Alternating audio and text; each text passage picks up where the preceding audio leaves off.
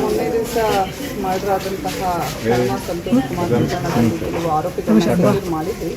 ಅದರಲ್ಲಿ ಒಬ್ಬ ಆರೋಪಿಯನ್ನು ನಾವು ಪಂಚನಾಮ ಮಾಡ್ಕೊಂಡು ಬರಲಿಕ್ಕೆ ಅಂತ ಹೇಳಿ ಆವರಗೆರೆ ಹತ್ರ ಕರ್ಕೊಂಡು ಹೋದಾಗ ಅವರು ಪಂಚನಾಮ ಮುಗಿದಾಗ ಪೊಲೀಸರಿಂದ ತಪ್ಪಿಸ್ಕೊಳ್ಳಿಕ್ಕೆ ಪ್ರಯತ್ನ ಪಡ್ತಾರೆ.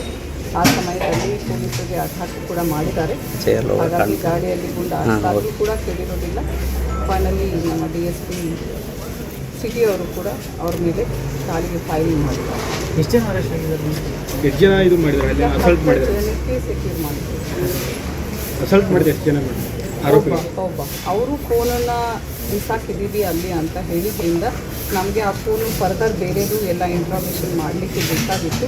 ಸದ್ಯಕ್ಕೆ ನನಗೆ ಬೇಕಾಗಿದ್ದು ಅದೇ ಮೇನ್ ಆಗಿರೋದ್ರಿಂದ ಪಂಚನಾಮ ಮಾಡಲಿಕ್ಕೆ ಅಂತ ಹೇಳಿ ಕರ್ಕೊಂಡು ಹೋಗಿರ್ತಾರೆ. ಆ ಕ್ಷಣದಲ್ಲಿ ಈ ಘಟನೆ ನಡೆದಿದೆ. ಸಂತೋಷ್ ಒಬ್ಬರನ್ನೇ ಕರ್ಕೊಂಡು ಹೌದು, ಅವರೇ ಫೋನನ್ನು ಅವ್ರದ್ದು ಅಲ್ಲಿ ಹಾಕಿದ್ರು. ಅವರಿಗೆ ಮಾಹಿತಿ ಎಲ್ಲ ಇರೋದ್ರಿಂದ ಈ ಸಂಬಂಧ ಅವರಿಗೆ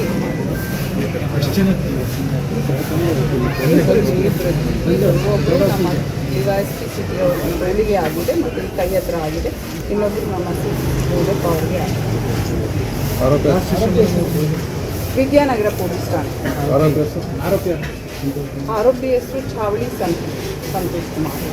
ಮೇಡಮ್, ಇನ್ನೂ ಎಷ್ಟು ಆರೋಪಿಗಳಿದ್ದಾರೆ? ಇನ್ನೂ ಏನೇನು ಕೇಸು, ಏನು ಮೋಟಿವ್ ಮೇಡಮ್? ಅದು ಎಲ್ಲ ನಾನು ಇವಾಗ ತಾನೇ ಇನ್ವೆಸ್ಟಿಗೇಷನನ್ನು ಮಾಡ್ತಾ ಇದ್ದೇವೆ. ಈಗ ನಾನು ನಿಮಗೆ ಸೆಕ್ಯೂರ್ ಮಾಡಿರೋದ್ರ ಬಗ್ಗೆ ಈಗ ಹೇಳಿದ್ದೇನೆ. ಶೀಘ್ರದಲ್ಲೇ ಒಂದು ಪ್ರೆಸ್ ನೋಟ್ ಕೂಡ ಕೊಡ್ತೇವೆ. ಡೀಟೇಲ್ ಪ್ರೆಸ್ ನೋಟ್ ನಾನು ಅವರಿಗೆ ಎಲ್ಲ ಇಂಟ್ರಾಗೇಷನ್ ಸಂಪೂರ್ಣವಾಗಿ ಮುಗಿದ ನಂತರ 1 or 2 ಡೇಸಲ್ಲಿ ನಿಮಗೆ ಕಂಪ್ಲೀಟಿನ ಮಾಹಿತಿ ಕೊಡ್ತೇನೆ. ಇನ್ನೂ ಆರೋಪಿಗಳು ಯಾರಾದರೂ ಬಾಕಿ ಇದ್ದಾರೆ ಅರೆಸ್ಟ್? ಅದು ಇನ್ನೂ ನನ್ನ ತನಿಖೆಯ ಮೇಲೆ ಡಿಪೆಂಡ್ ಆಗಿರ್ತದೆ. ನಾವು ತನಿಖೆ ಮಾಡಿ ಅವ್ರದ್ದು ಯಾವ ರೀತಿಯಾದಂತಹ ತನಿಖೆಯಿಂದ ಹೊರ ಬರ್ತದೆ ಅದರ ಮೂಲಕ ನಾವು ಮುಂದಿನ ಆರೋಪಿಗಳು ಯಾರನ್ನು ಅರೆಸ್ಟ್ ಮಾಡಬೇಕು ಅನ್ನೋದು ನಿರ್ಧಾರ. ಇದು ಭಾರಿ ಹಾರಿಬಲ್ಲಾಗಿ ಮರ್ಡರ್ ಮಾಡಿದೆ. ಹಾರಿಬಲ್ಲಾಗಿ ಮರ್ಡರ್ ಆಗಿದೆ.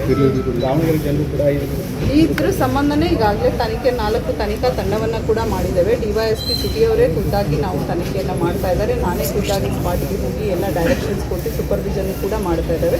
ಇದರಲ್ಲಿ ತುಂಬ ಆಳವಾಗಿ ತನಿಖೆ ಮಾಡಿ ಎಷ್ಟು ಜನ ಆರೋಪಿಗಳಿದ್ದಾರೆ ಅಷ್ಟು ಜನಕ್ಕೆ ಕೂಡ ನಾವು ತನಿಖೆಯ ಮೂಲಕ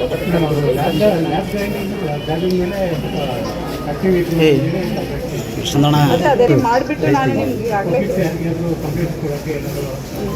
ಅಲ್ಲ ಅವ್ರಿಗೆ ಯಾವುದೇ ರೀತಿಯಾದ ಕಂಪ್ಲೇಂಟ್ಸ್ ಇದ್ದರೆ ದಯವಿಟ್ಟು ಪಬ್ಲಿಕ್ ಸಾರ್ವಜನಿಕರು ಯಾವಾಗ ಕೂಡ ಬಂದು ನಮ್ಮ ಠಾಣೆಗೆ ಆಗಿರಬಹುದು ಅಥವಾ ನನ್ನ ಹತ್ರ ಬಂದು ಕೂಡ ಕಂಪ್ಲೇಂಟನ್ನು ಕೊಡ್ಬೋದಾಗಿರ್ತದೆ. ನಾವು ಯಾವಾಗಲೂ ಕೂಡ ಎಲ್ಲರ ರಕ್ಷಣೆಗೆ ಕೂಡ ಇದ್ದೇವೆ. ಇದರಲ್ಲಿ ಏನು ಮೋಟಿವ್ ಇದೆ ಏನಿದೆ ಅಂತ ಹೇಳಿ ಇನ್ನೂ ನಾವು ಈಗ ಜಸ್ಟ್ ಪ್ರಿಲಿಮಿನರಿ ಎನ್ಕ್ವೈರಿ ಸ್ಟೇಜಲ್ಲಿ ಇರೋದ್ರಿಂದ ಪ್ರಾಥಮಿಕ ತನಿಖೆ ಇನ್ನೂ ನಡಿಬೇಕಾಗಿದೆ. ಹಾಗಾಗಿ ಅದೆಲ್ಲ ನಡೀದ ನಂತರ ನಾನು ಸಂಪೂರ್ಣವಾದ ಮಾಹಿತಿಯನ್ನು ನಿಮಗೆ ಆ ಥರ ಇಲ್ಲ. ಏನಕ್ಕೆ ಆಗಿದೆ ಅಂತ ನಾವು ನೋಡಬೇಕಲ್ಲ, ಅದನ್ನು ನೋಡಿಬಿಟ್ಟೇ ಇದಕ್ಕೆ ಮಾಡಬೇಕಾಗ್ತದೆ ಮುಂದಿನ ತನಿಖೆ. ಅದನ್ನು ಮಾಡಿಕೊಂಡ್ರೆ ಅವ್ರಿಗೆ ಕಾನೂನಿನ ಅಡಿಯಲ್ಲಿ ಯಾವ ರೀತಿ ಕ್ರಮ ಕೈಗೊಳ್ಳಬೇಕು ಅದನ್ನು ನಿರ್ದಾಕ್ಷಿಣ್ಯವಾಗಿ ಕ್ರಮವನ್ನು ಕೈಗೊಳ್ತೇವೆ. ಯಾರು ಈ ರೀತಿ ಮಾಡೋಕ್ಕೆ ಹೋಗಬಾರ್ದು. ಹೋದರೆ ಅದು ನೆಕ್ಸ್ಟ್ ಏನು ಕಾನೂನು ರೀತಿ ಆಗಬೇಕು ಆ